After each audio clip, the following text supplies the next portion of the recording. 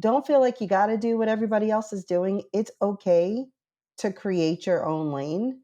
And Mm-hmm. if that works for you and you see that it's working for you, then do it.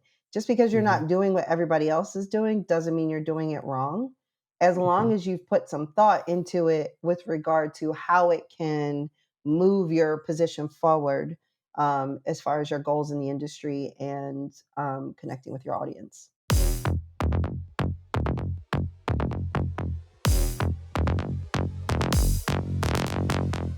Today's topic is going to be on why you people release on Fridays, why it may be a good idea to release one, and why it may not be a good idea to release on Fridays. As you like, New Music Friday is kind of a big thing for Spotify, and I'm sure everybody gets kind of an email, or if you're a subscriber to Spotify, you get a curated playlist of all the new music that comes out on a Friday. So why does everybody release on Friday? And that's kind of what we're going to dissect in today's kind of little mini episode. Monique, you mentioned that you wanted to discuss something briefly before we jump in, so I'll pass it over to you and get that said. Yeah, I just think as a background for folks who are asking that very question, which is or why does the industry release on Fridays? And one of the main reasons is because those labels that are looking to chart, and by chart, we're talking about really the Billboard charts. Billboard pulls from uh, or pulls all the music on Friday. So what they're doing is they're charting anything that was released on that day for that week. So what's charting for that week? What, in other words, they're looking at the downloads and the streams and all of that and the sales, all that. So that's why a lot of people drop on Fridays, is because they want to make sure they get included in the weekly report for what's charting that week from Billboard. And so yeah, that's a big deal for them. So if you want to chart, you want to release on Friday. Um, Okay. Go ahead. I'll let you ask your question. Or Yeah, I was just gonna say, well, it's if they're counting for the week before, like, or that during that week, why wouldn't Wednesday be kind of an ideal date versus Friday? because Friday is when they're pulling the information for the week. So that is when Billboard's going to go in, and whatever gets released that day, they're going in and they're going to pull all the information for that week. So every Friday is when Billboard is, going to post their weekly reports. So it's Friday to Thursday, basically, is what's happening. Okay. Yeah. Okay, so they're pulling for the following week. Yeah. So they're every week. That's when Okay.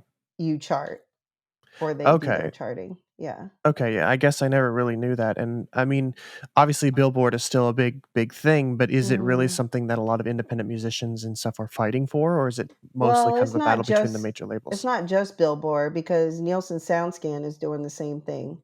And so Nielsen, which is the data collection company that is collecting the information for the charts, may also release their information as well for everything. So that's another thing for people releasing their music, is to make sure that if you want your streams and your sales to be included as an independent artist, then make sure you are providing your information to Nielsen SoundScan as well.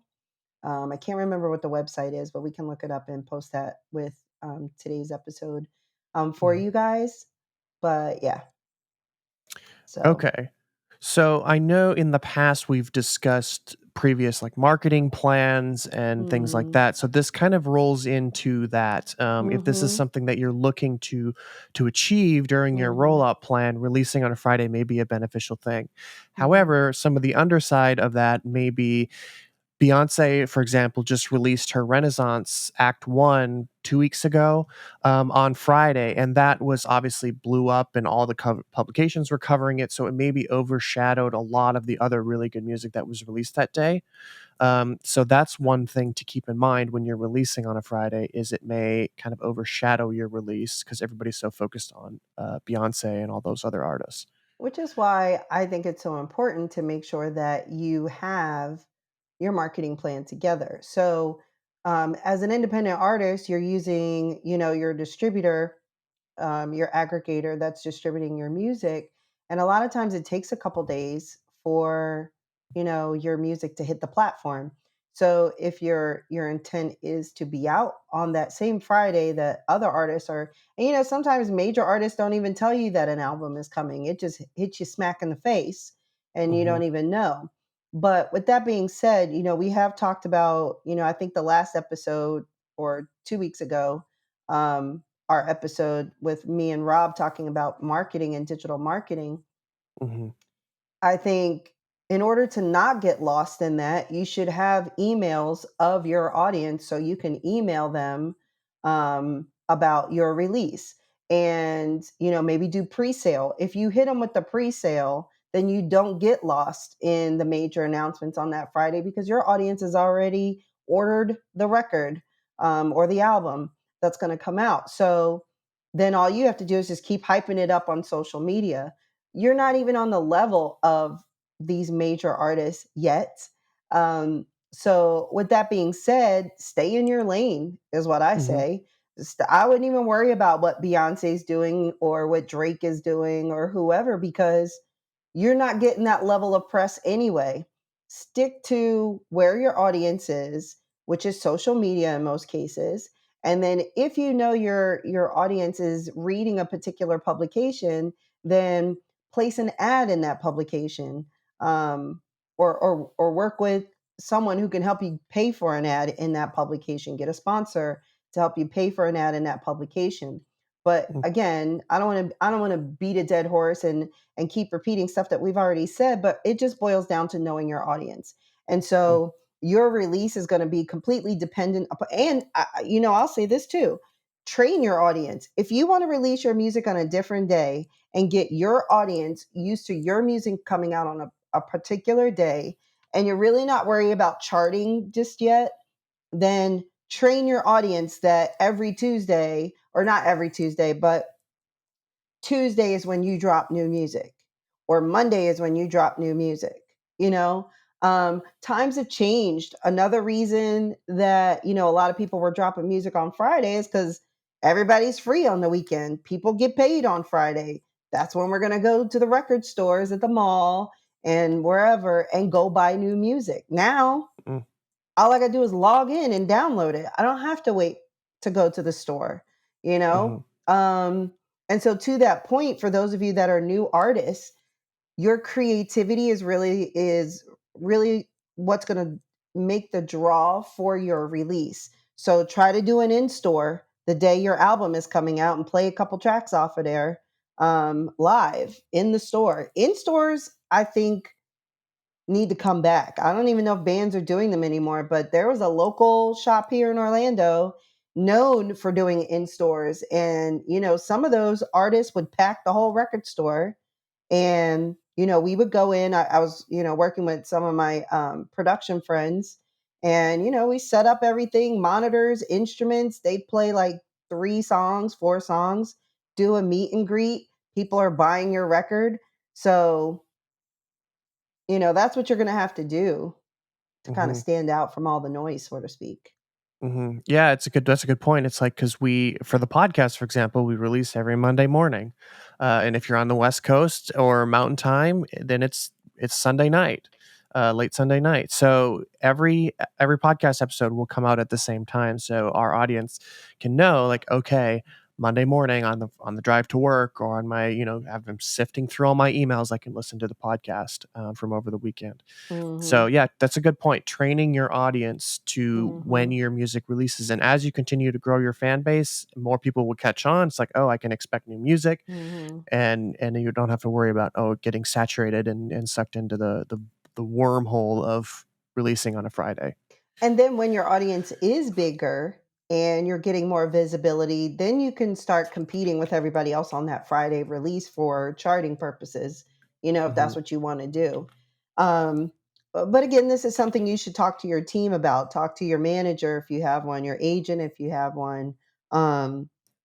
So But again, this is why the marketing plan is so important. So you can lay all this out.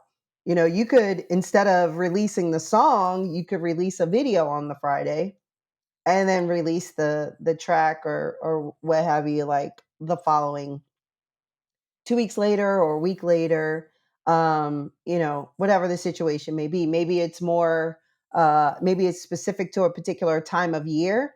Might be a good time to, if you got a song that's all about having a good time and blah blah blah, that might be a better summer release when people are getting out of school and they're looking for that summer banger, or that spring break, track, which should have come out probably in January, so everybody's blowing it up during spring break.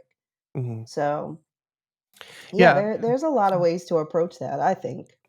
Yeah, going to, let me take some notes here.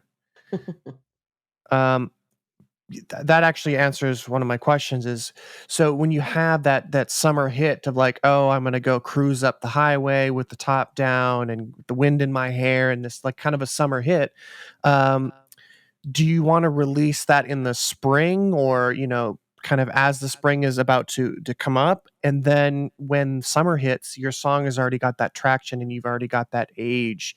So then Mm, somebody who drops a song in, say, middle of July, or August, close to the end of summer, theirs is not gonna catch on because you released yours 8 months ago, and it may already have some summer traction. mhm. That's Yeah, it something good to just keep in mind. it depends on your purpose. It depends on who you're trying to attract. Um, what's the vibe of the song? What's the theme of the song? That kind of thing. That could also have an effect on when you want to release it for Mhm, that reason. So if I'm trying to get a summer banger going, I might release that like early spring, just to kind of let it gain a little bit of momentum so everybody wants to play it during the summer.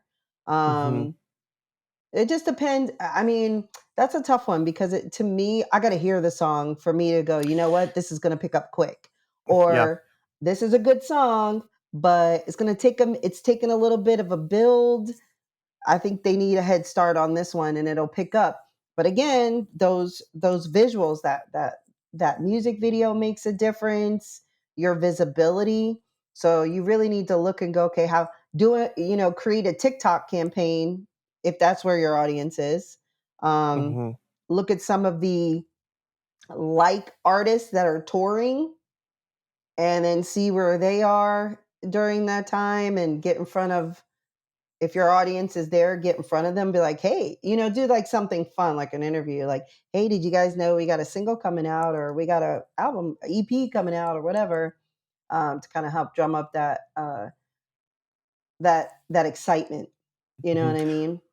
Yeah. Kind of like Thriller. Like I actually need to look at the date that Thriller came out because I don't know exactly the date, but it would have been perfect for it to come out in October or The close s to October, right around when did it come out? the single or the album? The single.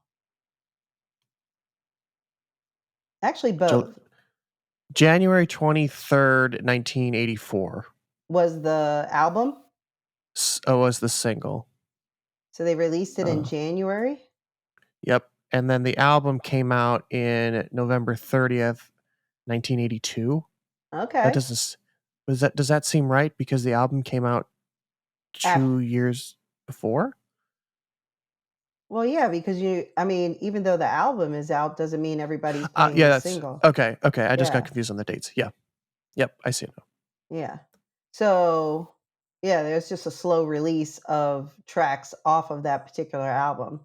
And Yep, they're probably watching the buzz about the conversation, but it's also yep, Michael Jackson. But yeah, I mean, if yeah, I true. were an independent artist, I don't know if I would have did it in January as an independent. I probably would have did it in the summer because a lot of people in the summer are already excited about Halloween. So, and the Halloween stores start popping up. That's when Mm, I would do it as an independent.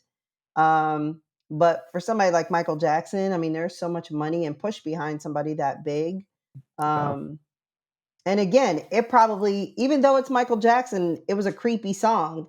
So it probably took some time for people to catch on, and then come Halloween, everybody's excited. They're like, oh, play that Michael Jackson song. Remember that song that came out? yeah, So, yeah, which also, you know, talking about release dates and stuff, we're also talking about, again, our audience is independent artists, so I don't want to get off of this too much. But when we talk about people like Michael Jackson, Beyonce, blah blah blah, they're also trying to make sure they get enough spins on radio, and they're also doing some of their releases to make sure they can get onto the nominations for the Grammys and get people to Mm, nominate their songs for the Grammys, because the Grammys is from the previous year. So get your song mhm. out early, get people on it, and then hopefully you get a Grammy nomination. So Yes. there's also that.